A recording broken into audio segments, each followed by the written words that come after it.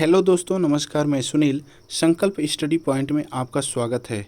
दोस्तों, आज मैं ईवीएस के टॉप 10 क्वेश्चन सीरीज पर चर्चा करूंगा जो यूपी टेट और सुपर टेट के लिए महत्वपूर्ण है। चलिए, पहला क्वेश्चन क्या है। पहला क्वेश्चन देखते हैं। क्षेत्रफल की दृष्टि से विश्व में भारत का स्थान है। भारत का स्थान पूछ रहा है, तो इसका सही जवाब क्या होगा? 7वां।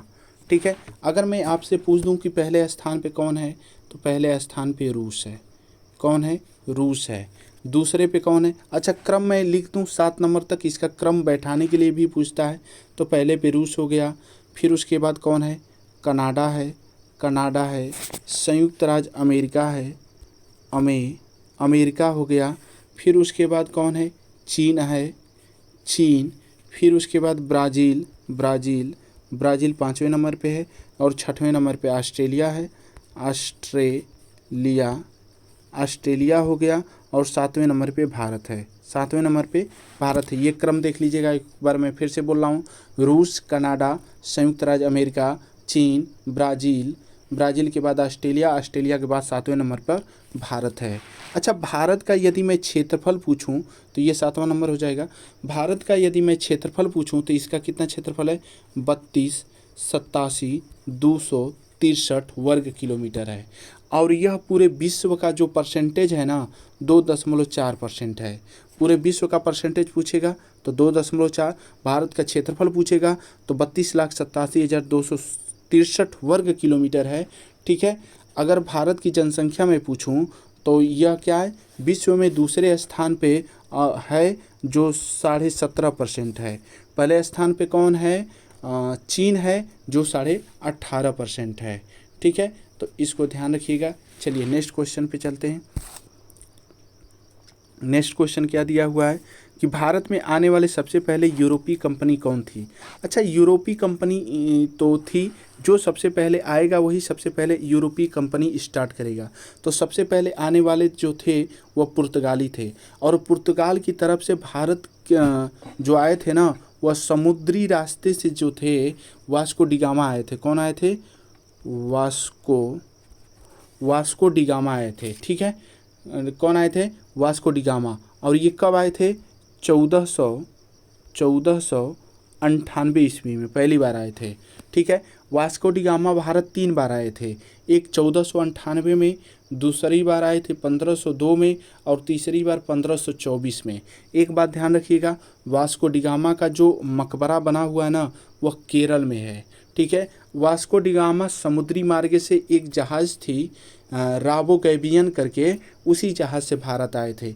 और भारत आए थे ना, तो सबसे पहले उनका जो स्वागत किए थे वह राजा जम्बोरिन थे। वह कहाँ के थे? केरल के। किस तट पे आए थे? कालीकट तट पे आए थे। तो ठीक है, इस पे ध्यान रखिएगा। अच्छा, कंपनी यदि पूछे तो सबसे पहले कौन कंपनी आई? पुर्तगाली के बाद सेकंड पे डच, तीसरे नंबर पे अंग्रेज, चौथे नंबर पे डेन, और 5वें नंबर पे फ्रांसिस कंपनी आई थी। कौन सी? फ्रांसिस। इसका भी क्रम याद रखिएगा। क्रम सजाने के लिए दे देता है, चाहे मिलाने के लिए दे देता है। ठीक है। चलिए, नेक्स्ट क्वेश्चन पे चलते हैं। हाँ, एक बात और ध्यान रखिएगा कि पुर्तगाली सबसे पहले आए और सबसे बाद में गए। ठीक है। सबसे बाद में किसको आज़ाद किए? गोवा राज्य को सबसे बाद में आज़ाद किए थे। चलिए, नेक्स्ट क्वेश्चन पे चलते हैं। नेक्स्ट क्वेश्चन क्या है? निम्न में कौन सा इकोसिस्टम मानव द्वारा निर्मित है? अच्छा, मानव द्वारा निर्मित का मतलब समझते हैं कि कौन ऐसा इसमें से है पर्यावरण का जो सूचक पर्यावरण जो है, जो मानव बना सकता है। जैसे समुद्र को बना सकता है, नदी को, वन को।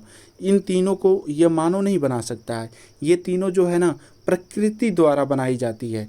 लेकिन बगीचा हो गया, इसके अलावा जो होता है एक इक्वेरियम करके होता है। इक्वेरियम क्या होता है? जो मछली पालन के लिए तालाब बनाया जाता है ना, वही होता है इक्वेरियम। तो ये कौन बना सकता है? मानव बना सकता है। या इसको कह सकते हैं कृत्रिम द्वारा, यानी कि जिसको मानव बना सकता है। ठीक है। तो इसका सही जवाब क्या हो जाएगा? बगीचा। चलिए, नेक्स्ट क्वेश्चन पे चलते हैं। नेक्स्ट क्वेश्चन क्या दिया हुआ है? असत्य कथन को पहचानिए। हरे पेड़ पौधे उत्पादक होते हैं। ठीक है, बात सही है कि हरे पेड़ पौधे क्या होते हैं? हरे पेड़ पौधे उत्पादक होते हैं। बात सही है। हरे पेड़ पौधे परपोषी होते हैं? नहीं यार, ये तो गलत लग रहा है। हरे पेड़ पौधे वातावरण से कार्बन डाइऑक्साइड लेकर ऑक्सीजन छोड़ते हैं, ये बात भी सही है। शैवाल और कवक का सहजीवन लाइकेन है, ये भी सही है। अच्छा, थोड़ा सा मैं बता दूं क्या, इसमें थोड़ा सा समझ लीजिएगा। जैसे यह सूर्य है ना, सूर्य से रोशनी किसको मिलती है? एक पेड़ है, पेड़ जो है, पेड़ को रोशनी मिली, तो पेड़ जो है प्रकाश संश्लेषण के द्वारा जो है अपना भोजन बनाता है। यानी कि इसमें प्रकाश संश्लेषण से ऊर्जा आती है और प्रकाश संश्लेषण द्वारा ये क्या करता है, पेड़ अपना भोजन बनाता है। जब ये भोजन बनाता है ना, तो ये क्या करता है कि कार्बन डाइऑक्साइड ग्रहण करता है और ऑक्सीजन क्या होता है, छोड़ता है।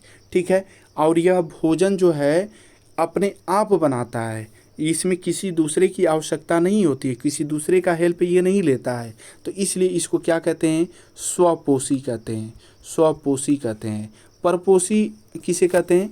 परपोषी जो किसी दूसरे पर निर्भर होता है, यह अपने पर निर्भर है। पौधा क्या है, अपने पर निर्भर है। ठीक है, यह प्रथम उत्पादक होता है। ठीक है, उत्पादक होता है। ठीक, इसमें और आगे हम लोग समझ लेते हैं। इसमें इसको मान लो कि यह उत्पादक क्यों होता है कि अच्छा, इसमें एक प्राथमिक उपभोक्ता होता है, प्राथमिक उपभोक्ता। तो प्राथमिक उपभोक्ता का मतलब समझते हैं, उत्पादक को ये खाता है, ये पेड़ क्या है, उत्पादक है। इसको जो खाएगा ना, वह प्राथमिक उपभोक्ता कहलाएगा। ठीक है, क्या कहलाएगा, प्राथमिक उपभोक्ता। और प्राथमिक उपभोक्ता हो गया, चाहे द्वितीयक उपभोक्ता हो गया, चाहे तृतीयक उपभोक्ता हो गया, चाहे अपघटक हो गया, ये सब क्या है, ये सब परपोषी हैं, किसी दूसरे पर निर्भर हैं। ठीक है, तो प्राथमिक उपभोक्ता में जैसे हिरण हो गया, द्वितीयक उपभोक्ता क्या होता है, जैसे मांसाहारी हो गया, यानी कि हिरण को जो खाएगा ना, जो हिरण को खाएगा वह कौन सा, द्वितीयक उपभोक्ता होगा। जैसे मांसाहारी, हारी।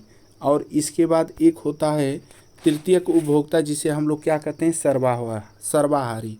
जैसे मांस भी खाए और उसके बाद जो है मांस भी खाए, और प्राथमिक उपभोक्ता का जो है वो खाए, बिना मांस का भी खाए, मतलब जो मांस नहीं खाए तब भी और मांस खाए तब भी। सर्वाहारी का मतलब दोनों चलेगा, दोनों खा सकता है। ठीक है, और इसके बाद जो लास्ट होता है अपघटक होता है। क्या होता है, अपघटक। अपघटक का मतलब समझते हैं कि किसी का कोई भी जानवर या आदमी, चाहे कुछ भी कोई मर जाता है ना, तो अपघटक क्या करते हैं, उसको मिट्टी में मिलाते हैं, मिलाने का काम करते हैं, जिसको डिकम्पोजर भी कहा जाता है। ठीक है, तो सबसे अंतिम अपघटक जो होता है वह अपघटक होता है। कवक जो ये मिट्टी में मिलाने का काम कौन करता है, कवक करते हैं। तो इसका सही जवाब जो होगा, एक बार फिर से मैं बता देता हूँ, हरे पेड़ पौधे उत्पादक होते हैं, बात सही है भाई। हरे पेड़ पौधे क्या होते हैं, ये उत्पादक होते हैं। हरे पेड़ पौधे परपोषी होते हैं, ये गलत बात है। हरे पेड़ पौधे जो होते हैं ना, वह स्वपोषी होते हैं, इसमें किसी दूसरे की आवश्यकता नहीं होती है। हरे पेड़ पौधे वातावरण से कार्बन डाइऑक्साइड लेकर ऑक्सीजन छोड़ते हैं, बात सही है। शैवाल और कवक का सहजीवन लाइकेन है, ये भी बात सही है। ठीक है, चलिए नेक्स्ट क्वेश्चन पे चलते हैं।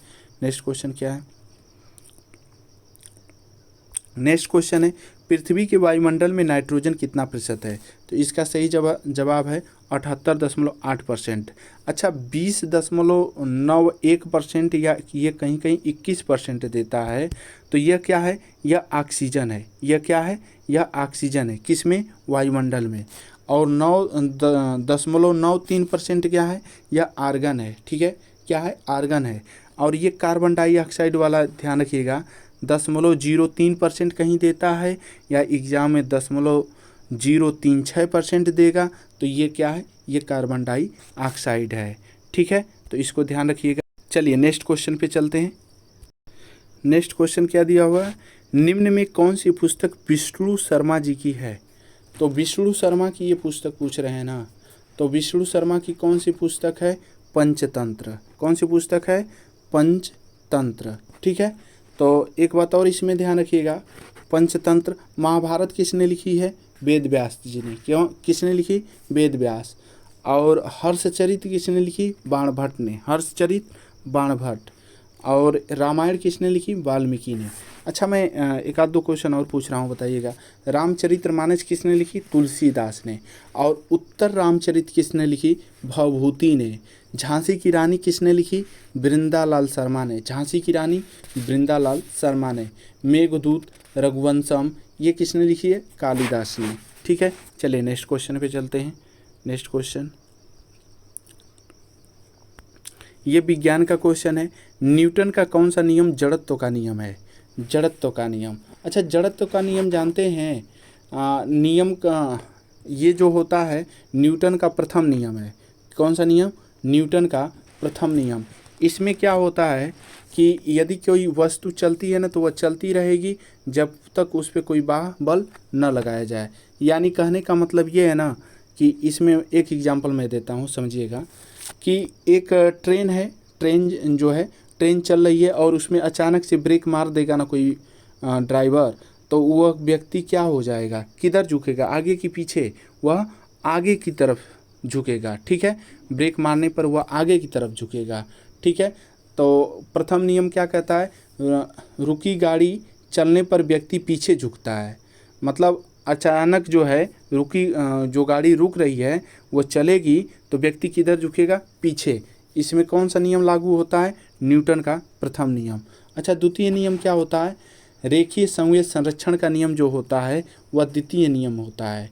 जैसे इसका एक एग्जांपल मैं बता रहा हूँ। जैसे क्रिकेटर होता है ना, तो गेंद को कैच करते हुए वह अपने तरफ खींचता है ताकि उसको घाव न लगे। इसी को क्या कहते हैं? रेखीय संवेग संरक्षण। ठीक है, तृतीय नियम क्या होता है? क्रिया प्रतिक्रिया का नियम। जैसे बंदूक से गोली जो चलती है ना, तो बंदूक पीछे को जो झटका देती है वही होता है क्रिया प्रतिक्रिया का नियम। जैसे नाव से उतरने पर नाव पे किनारे जाएंगे ना, तो पीछे की तरफ ठेलेंगे तो आप आगे जाएंगे और नाव हल्का से पीछे जाएगी, तो यह भी क्रिया प्रतिक्रिया का नियम है। ठीक है, चलिए नेक्स्ट क्वेश्चन पे चलते हैं। तो इसका जवाब क्या होगा? न्यूटन का कौन सा नियम जड़त्व का नियम है? तो ये प्रथम नियम है। ठीक है, चलिए नेक्स्ट क्वेश्चन पे चलते हैं। नेक्स्ट क्वेश्चन क्या दिया हुआ है? पेनिसिलिन की खोज किसने की? पेनिसिलिन की खोज जो की है ना, इनका सही जवाब होगा अलेक्जेंडर फ्लेमिंग। अलेक्जेंडर फ्लेमिंग, याद रखिएगा, पेनिसिलिन की खोज अलेक्जेंडर फ्लेमिंग। और विलियम हार्वे किसकी खोज किए हैं? William Harvey. तो विलियम हार्वे जो है रक्त परिवहन की खोज किए हैं, रक्त परिवहन। ठीक है, और ये जॉन्स सॉल्क किसकी खोज किए हैं? पोलियो टीका का। जॉन्स सॉल्क पोलियो टीका। रॉबर्ट हुक को जानते हैं? ये कोशिका की खोज किए हैं। ठीक है, और क्रिश्चियन बर्नार्ड नाम के एक व्यक्ति हैं, साइंटिस्ट हैं, तो इन्होंने किसकी खोज किए हैं? तो ये हृदय प्रत्यारोपण की। और इवानोस्की, हाँ, इन्होंने किसकी खोज की है? तो ये वायरस यानी विषाणु की खोज किए हैं। चलिए नेक्स्ट क्वेश्चन पे चलते हैं। नेक्स्ट क्वेश्चन बहुत आसान क्वेश्चन है। उज्जैन में किस नदी के किनारे कुंभ मेला लगता है? तो इसका जवाब क्या होगा? उज्जैन में किस नदी के किनारे कुंभ मेला लगता है? तो क्षिप्रा नदी के किनारे। ठीक है, अच्छा, गंगा नदी के किनारे कहाँ लगता है? गंगा नदी के किनारे, गंगा नदी के किनारे हरिद्वार में लगता है। ठीक है, गोदावरी नदी के किनारे कहाँ लगता है? नासिक में लगता है। ठीक है, और गंगा, यमुना और सरस्वती, गंगा यमुना सरस्वती के किनारे कहाँ लगता है? इलाहाबाद में यानी प्रयागराज में। ध्यान रखिएगा। तो इसका सही जवाब क्या हो जाएगा? क्षिप्रा नदी। चलिए लास्ट क्वेश्चन है आज का लास्ट क्वेश्चन है, देखते हैं क्या है। उत्तर प्रदेश का राष्ट्रीय पक्षी है? उत्तर प्रदेश का राष्ट्रीय पक्षी है, क्या है? गौरैया है कि तोता है कि मोर है? मोर है। अरे ये भाई, मोर तो यह भारत का राष्ट्रीय पक्षी है। भारत का राष्ट्रीय पक्षी क्या है? मोर है। लेकिन यह उत्तर प्रदेश का पूछेगा ना, तो ये सारस या क्रौंच होता है। ठीक है, सारस या क्रौंच होता है। अच्छा, राष्ट्रीय चिन्ह क्या है उत्तर प्रदेश का? राष्ट्रीय चिन्ह मैं बता दूं, एक वृत्त में तीर, धनुष और दो मछली। एक वृत्त में तीर, धनुष और दो मछली है। अच्छा, यूपी का स्थापना कब हुआ था? उत्तर प्रदेश। इसको पहले संयुक्त प्रांत के नाम से जाना जाता था और इनको जो है 24 जनवरी को उत्तर प्रदेश दिवस मनाया जाता है। 1950 में इसका उत्तर प्रदेश नाम पड़ा था। ठीक है। और भारत का राष्ट्रीय पक्षी मैं बता ही दिया हूँ, मोर है। ठीक है। एक बात ध्यान रखिएगा, 1908 में अमेरिका के टाइम पत्रिका ने गौरैया को पर्यावरण का हीरो घोषित किया है। क्या किया है? हीरो घोषित। ठीक है। चलिए दोस्तों, मैं अपने वाणी को यहीं पे विराम देता हूँ। अब मिलेंगे नेक्स्ट क्वेश्चन पे। ठीक है, नेक्स्ट एपिसोड में। थैंक यू, धन्यवाद।